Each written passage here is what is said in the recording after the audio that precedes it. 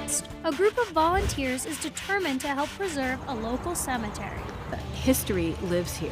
Like the history of Center County, the history of Bellefonte, it is right here. Plus, many places are facing a serious teacher shortage. Where does our area stand?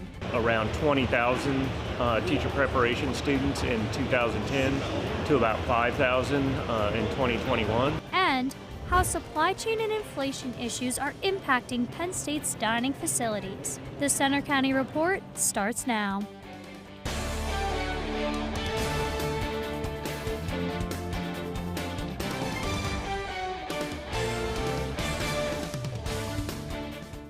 Good afternoon. I'm Gabrielle Tyner. And I'm Renata Dal.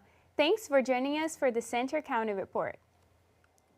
Our top story: in many parts of the country, teacher shortages are causing big problems for schools. In our area, the issue isn't critical, but across Pennsylvania, less students are enrolling in teacher education programs, and that may lead to trouble down the road. Pennsylvania's Department of Education says there is a teacher shortage crisis, and the state will need thousands of new teachers in the next 3 years. The need is especially critical for special ed. Districts are desperate to hire certified special education teachers. They simply can't find them. Dr. Ed Fuller from Penn State's College of Education says needs vary by location and subject. There's a shortage of teachers, but not a shortage of all kinds of teachers, and there's not a shortage everywhere in the state. Center County districts, including State College and Bald Eagle, say they're fully staffed for the most part on teachers. But looking to the future, Pennsylvania is showing a decline in students enrolled in teacher education programs. Less students are looking for careers in education due to the low salaries and difficult working conditions. So we've gone from around 20,000 teacher preparation students in 2010 to about 5,000 in 2021. So around a 67% drop. That's a huge decline in the number of students going into teacher preparation. Among the reasons, experts say stagnant salaries, negative perceptions about the working conditions from social media, and attacks on teachers from parents and politicians. Ryan Gailey is a Penn State alum who's teaching 4th grade in Doylestown. She says teaching is a rewarding career despite its challenges. I absolutely love it. It's like the best thing ever. I come home with a big smile on my face every day, but I'm also completely exhausted every day. The biggest teacher decline has been in computer science and technology, with an 87% drop, and business education, with an 80% decline. The number of teaching positions in Pennsylvania filled by people on emergency permits grew from just 1,800 in 2010 to nearly 6,000 last year. A Hollywood producer plans to create a limited TV series about fraternity death at Penn State. This series will focus on the fraternity hazing death of Tim Piazza in 2017. Robert Greenblatt will executive produce for the project for Hulu, according to The Hollywood Reporter. Center County residents will see an increase in their recycling and trash costs soon. The price increase comes as the county changes locations for its primary landfill. Waste will soon be processed at Laurel Highlands Landfill in Cambria County, instead of the current one in Elk County. Inflation is also a factor with gas prices for trash haulers.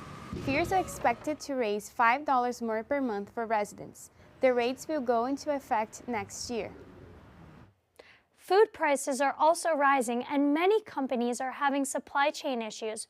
Reporter Reagan Stoddard shows you how it's all affecting some local places. Thousands of students, faculty, and staff at Penn State's main campus rely on dining halls for meals, but inflation and supply chain issues are having a big impact. You know, from a purchasing perspective, absolutely. I mean, we're seeing increased costs from manufacturers and distributors alike. We're also seeing increases in shipping costs as well, around fuel costs, driver availability. As inflation spiked this year, Penn State increased housing and meal plans by more than 3%. And it's not just dining halls seeing the effects. The Berkey Creamery is struggling to get some basic items because of the supply chain disruptions. We've seen cost increases multiple times throughout quarters, instead of only once a year. So, and a lot of that has had to do with the supply and demand chains. State College School District has seen the more students buy school lunches, costs actually drop for the district because they buy in bulk. And Food Services Director Megan Scapper says a new legislative bill is aimed at expanding a statewide free school meal program. So it really can make it easier for families to participate in the program, and it can also make the program just be a better program that is able to help expand children's palates, to help teach them how to eat more healthfully. It makes the school lunch program not something that's selling to children, but instead teaching children. A news conference on the bill is set for tomorrow. In State College, I'm Reagan Stoddard for the Center County Report. For more information on the proposal, you can visit School Nutrition Association of Pennsylvania.org. The next phase of a park in Ferguson Township could happen soon thanks to a state grant application approved by the township's Board of Supervisors. The 16-acre Cecil Park, Irving Park, is near Pine Grove Mills. Township officials are preparing a budget for a grant submission to the Department of Conservation and Natural Resources. Proposed improvements include a driveway and parking, ADA accessible pathways, and a walking loop trail, along with a new pavilion, benches, bike racks, and path connecting to the park to Pine Grove Mills. A group of volunteers has been working hard to keep a piece of local history in good shape. It's been around for more than 200 years. Reporter Anna Meyer is live in Bellefonte with the story. Anna? I'm here at Union Cemetery on High Street. Thousands of people are buried on this 22-acre plot that dates back hundreds of years. A group of volunteers are dedicated to showing love to every single one of them. Bellefonte's Union Cemetery dates back to the early 1800s. It's the final resting place for 9,000 people, including Penn State's first president, Evan Pugh. History lives here. Like the history of Center County, the history of Bellefonte, it is right here. If you want to know it, just come to the cemetery. Renee Nichols serves on the Cemetery Association Board and says it's important to preserve that history. She and a group of volunteers spends time cleaning the headstones and grounds during community cleanup days. I think it's a good opportunity for our class to give back to the community and just to be more involved with what's going on. Ava Combe is one of the volunteers. She says it's a rewarding form of community service. Volunteers are all given D2, a special cleaning spray and scraping tools to remove moss and bacteria growing on the stones. After scraping and scrubbing, there's only one last thing to do, a final layer of D2 and a last rinse. Beyond polishing the gravestones, the group also does landscaping work and GPS digital mapping of graves, and they can always use more help. Absolutely need and love more volunteers. I always say, if you're going to walk through the cemetery, walk through with a weed whacker. Get some work done on the way. The latest cleanup was part of Center County United Way of Caring event. If you're interested in helping, you can find out more information on the group's Bellefonte Union Cemetery Facebook page. Live in Bellefonte, I'm Anna Meyer. Now back to you. Thanks, Anna. Still to come, will the warm weather stick around this week? We have the 7-day forecast. And check out the sights and sounds of Homecoming State College. Also coming up, pumpkin contest and family fun. People get into the Halloween spirit during a local fall tradition. So, I'm kind of new here, but I've noticed a trend. My human does this funny thing where she goes around and gets all my toys, and then she hides them in that basket by the door. But it's always the same basket, and it's always in the same place. And then she acts so surprised when I find them, but, she's putting them in the same basket again. It's like, hello, that's where you put it last time. You were the worst at hide and go seek.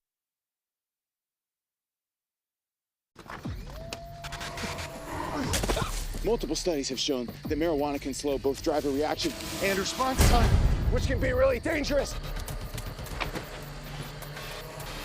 He's here. He's here. Wait. What? I can't drive. Why? I'm high. Oh.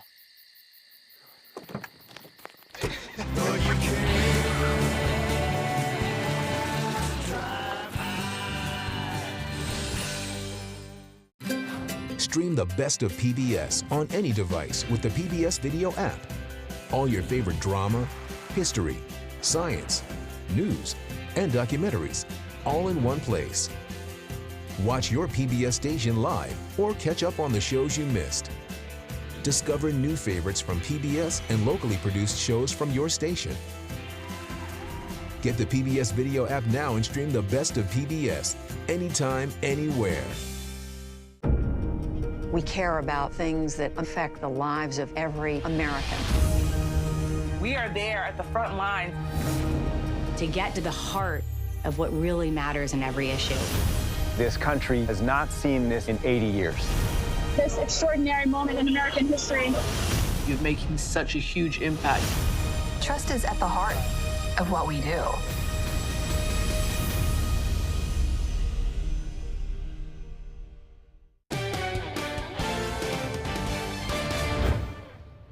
It's a busy time for events and festivals across Centre County. Medlar Field hosted the 16th annual Down Syndrome Society Buddy Walk on Saturday. It's the first in-person walk in 2 years after the pandemic. The event advocates for the rights, abilities, and potential of those with Down syndrome. The celebration featured a lap around the baseball field, and walkers received a medal. There was others fun too, including arts and crafts and games. Even a few princesses and mascots were on hand. So far this year, they've raised more than $40,000. And the second annual Happy Valley Latin Festival was also held in downtown State College. The event stretched along Fraser Street with families gathering to celebrate National Hispanic Heritage Month. The festival theme was A Language, a Feeling, We Are Family to the rhythm of the same beat. The event featured live music performances, arts and crafts vendors, food, cultural displays, and booths with items for sale. Downtown was also busy as people celebrated homecoming weekend at State College High. Reporter Isabella Leahy has more. It's homecoming season in Central PA, and for State College, the weekend is one of the most popular events of the year. Yes, this is the best homecoming I've seen so far. Festivities began on Thursday night with the homecoming parade. Floats, students, and the band made their way from the high school through downtown to Memorial Field. As you can see behind me, the State College High School Homecoming Day Parade is fully underway, and the community is out here showing their support. While some seniors were in the parade, others supported from the sidelines. This is a good, memorable one because it's my senior year, so it's the final year that I'll be out here. After the parade, a pep rally topped off the night with the girls' basketball team winning the float contest. It got students and the community geared up for the Friday night football game.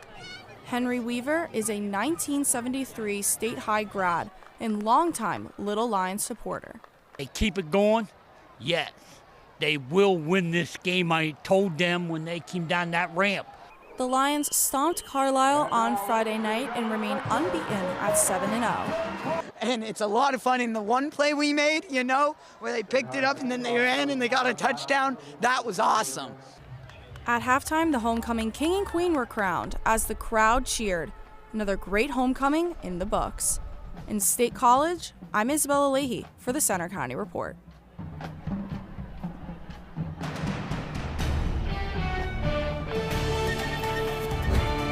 Well, good afternoon and thank you for tuning in. I'm student meteorologist Joey Walker with your CCR afternoon forecast for today. And what a beautiful day we have on the outlook for today. Right now, 64 degrees with sunny skies, not a cloud in the sky, and that's going to be the theme for the day today, as well as some above average temperatures. Now, for this time of year in October, we do expect the normal high to be about 63, but we're at 64, currently sitting at 1 degree above the average, but we're not quite done just yet, as we expect temperatures for the high today to flirt around the 70-degree mark. So for temperatures for the rest of us, Clearfield at 55, Altoona at 69, Williamsport at 55 as well as Selinsgrove at 61. Zooming out for the rest of us, Erie at 69, Franklin at 63, and Pittsburgh at 64. Radar and satellite currently showing nothing at the moment, and that's because of a high pressure system that's currently sitting over the Ohio Valley area, and that's solely what's responsible for bringing us these above average temperatures and beautiful conditions as well as cloudless skies throughout the day today.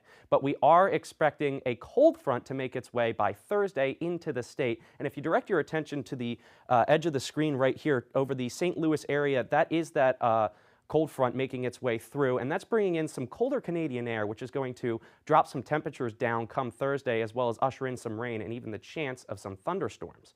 So Futurecast can show us exactly when we're going to expect those storms to make their way in Thursday. So right now that high pressure system is currently sitting over the Ohio Valley area, and that's going to be tracking over towards the eastern coast. And by Wednesday, we'll have that high pressure system sitting over the coast, allowing for clouds to build up throughout the day Wednesday, but it's still going to be lingering around just enough to leave us with some higher temperatures throughout the day.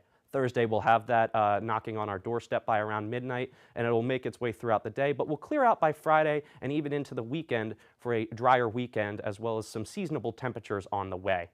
So our forecast for today, 69 degrees, beautiful conditions and remaining clear. We're also going to remain clear throughout the night tonight for a low of 45 with winds moving south at 3 to 5 miles per hour. And for tomorrow, cloudy but still unseasonably warm as that high pressure system lingers around in the coastal area. So for the 7-day forecast, today and tomorrow, beautiful conditions and warm, unseasonably warm for this time of year. Thursday, some steady rain, and by Friday and Saturday, we'll clear out for the weekend and have some nice seasonable temperatures for this time in fall. Thanks, Joey. I'm looking forward to the warm weather. Absolutely. Yeah, that's great. And now with Danny for sports. Coming up in sports, giving Penn State football a midseason evaluation as the bye week comes to a close. And Penn State hockey opens a new season at Pagula. We'll check out opening weekend next.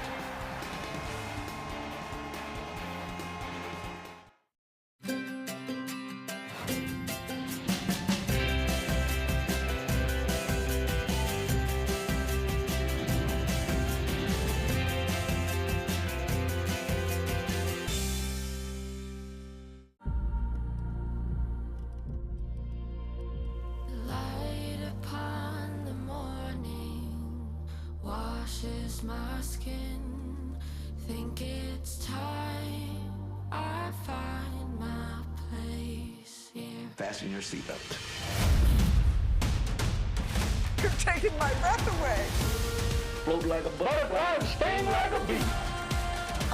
Amazing. Well, what are you waiting for? You belong here. This is your home. What is your sense now of the humanitarian situation? This is making me emotional.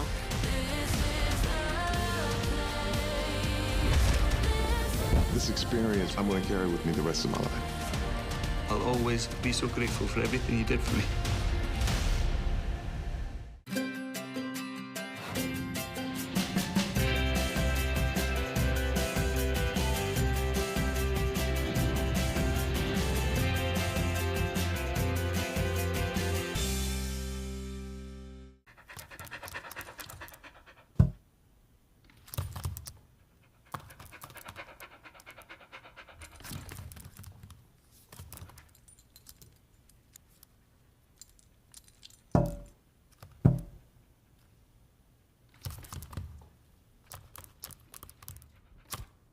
There's a shelter pet who wants to meet you.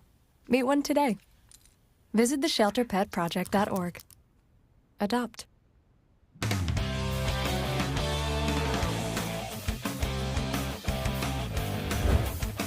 I'm Danny Murray with sports.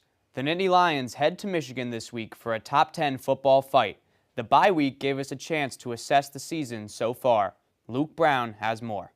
Penn State entered their bye week ranked 10th in the country with a 5-0 record.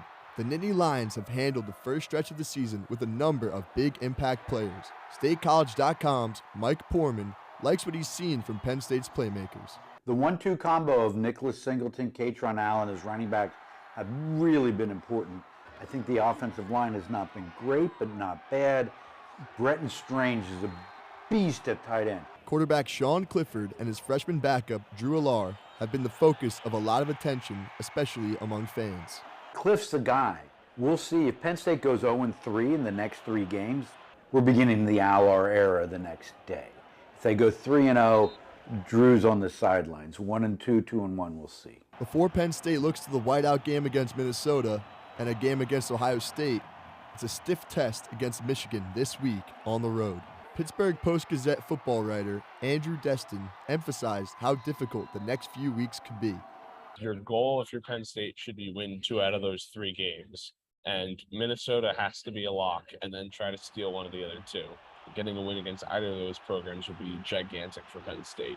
The next 3 weeks will give the team and fans more clarity on what kind of season this will be. In University Park, I'm Luke Brown for the Center County Report. Saturday's game kicks off at noon, and you can listen live on Penn State Com Radio. To high school football, State High is now 7-0 with 3 games to go. The Little Lions beat Carlisle 49-20 over the weekend. Alex Rocco has more for our After the Whistle football show. Michael Dincher came into tonight's game against Carlisle looking to make an impact, and that's exactly what he did. Playing in the trenches, Dincher isn't expected to score, but he found himself with a glorious chance to make a big-time play. His scoop and score provided State College with a much-needed momentum boost, and it never looked back. I was like, if I score a touchdown, you have to pay for my breakfast at Waffle Shop on Sunday. So, I mean, I didn't expect it, but it's kind of crazy how it happened like that. While Dincher is undecided about his breakfast order at Waffle House, Coach Matt Lentell was extremely proud of his newfound playmaker. I'm so grateful for that opportunity for Michael. He couldn't come to a person who's worked any harder than he has. That kid gives everything all summer long, all off season. He's an offensive lineman, plays some D-line, and was in there for that snap. So what a special opportunity for him to get his hands on the ball, make somebody miss out in space, and get the ball in the end zone. So, while the Little Lion defense shined in the first half, it was freshman running back Deontay Sheffy who kept up his hot start to his high school career, and the offense took off from there. Sheffy found the end zone for a 12th time tonight, continuing the beatdown on the Thundering Herd. Sheffy credited his early success to his chemistry with his teammates and coaches. I mean, just stay good at practice and stay humble for our team. You can see highlights from the area's top high school games every Friday night on After the Whistle. To the ice now, Penn State men's hockey will try to continue its hot start against Mercyhurst later this week. The Lions opened their season against Canisius over the weekend. Penn State was led by its top line of Kevin Wall, Ryan Kerwin, and Tor Linden, who combined for 15 points in the series. Penn State took Game 1 on Friday and then completed the sweep in a high offensive battle on Saturday. Freshman goaltender Noah Grannon made 29 saves in his first career start. And Penn State women's hockey looks to get back in the win column against Boston College this week. The Nittany Lions were swept by number 6 Colgate in heartbreaking fashion over the weekend. Despite the losses, freshman Caitlin Roberts scored her first career goal, but Colgate's Danielle Serdachny scored with 30 seconds left to give the Raiders the win. Despite the frustration in the locker room, Coach Jeff Campersell knew that playing this high-octane opponent would not be easy. We want to challenge these top programs because we feel like we are a top program now. And in that game, it just came down to 1 or 2 plays and managing plays. Penn State field hockey now has some major new renovations coming their way. A.J. Rovner has that story.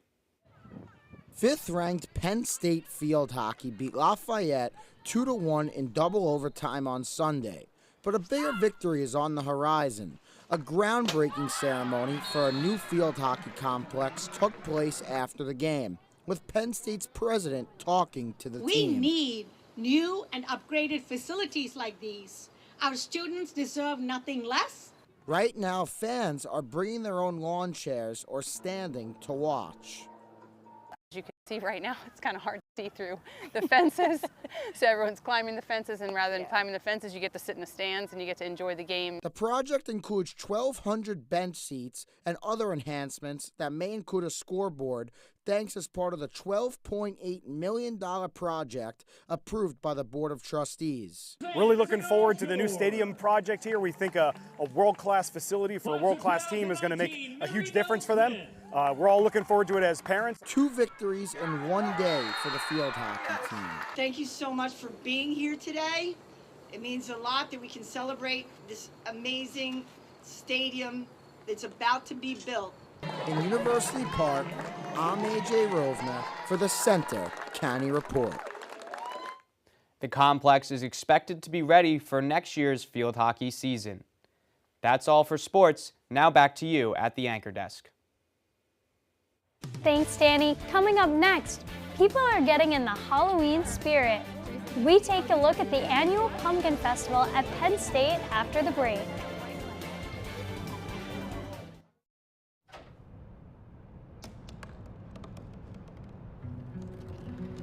They said I couldn't dream.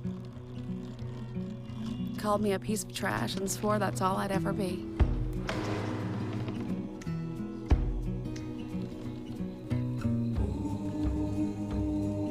Said a bottle couldn't see the ocean.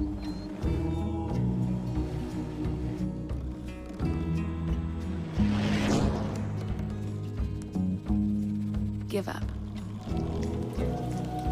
Go back to the dumpster. But I didn't listen. I made my way.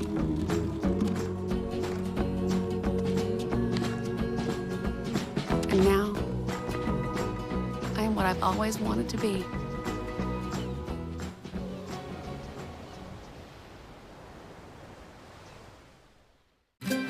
Stream the best of PBS on any device with the PBS Video app.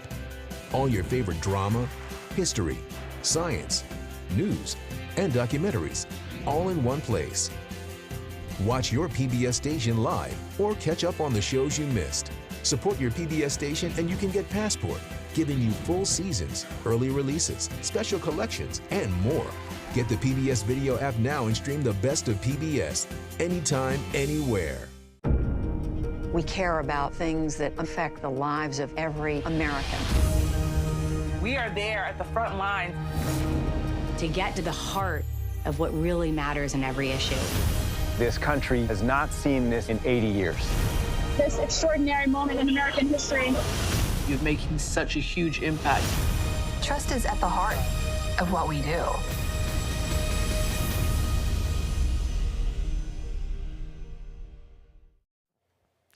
October means lots of fall festivals and events in our area.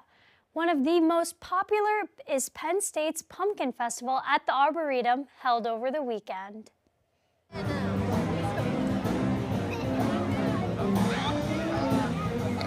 With Halloween just 3 weeks away, the annual Pumpkin Festival helps get people in a spooky season mood. Hundreds turned out at Penn State's Arboretum to enjoy live music, food, and a wicked display of pumpkins and jack-o'-lanterns. All pumpkins, all the time. Have over 600 pumpkins. Gave out over 850 on Sunday last week and had a great rate of return and about 150 walk-up pumpkins from the community. A jack-o'-lantern contest features a best pop culture theme, Best Arboretum theme, and Best in Show. Volunteers like Karen Brewster play a role in the festival's success. I have grown up in State College with my children, and we have just really enjoyed living in the community, and I really just feel a real responsibility to give back. While some have been coming for years, others are here for the first time. They're all incredible. I don't think my pumpkin would stand a chance in this competition. My first Harvest Festival. It's really cool, yeah. It's really weird to see so many people at the Arboretum, because that's not the norm, but it's really nice. It's very shocking and cool. Halloween spirits are high in State College this weekend at the Pumpkin Festival at the Arboretum. What's usually a quiet and serene place for students to study is full of people and pumpkins like these right here. As the sun sets and jack-o'-lantern candles burn, laughter and music fill the air as the Pumpkin Festival reminds us Halloween is almost here. I don't know about you, Renata, but I had a good time at the Pumpkin Festival. It was pumpkin perfect. That's all for today's newscast. We hope you join us Friday for our next Milko News update. But you can follow us anytime for breaking news and watch our stories on our Center County Report social media. You'll find us on Twitter, Facebook, Instagram, YouTube, and our website. Have a good afternoon.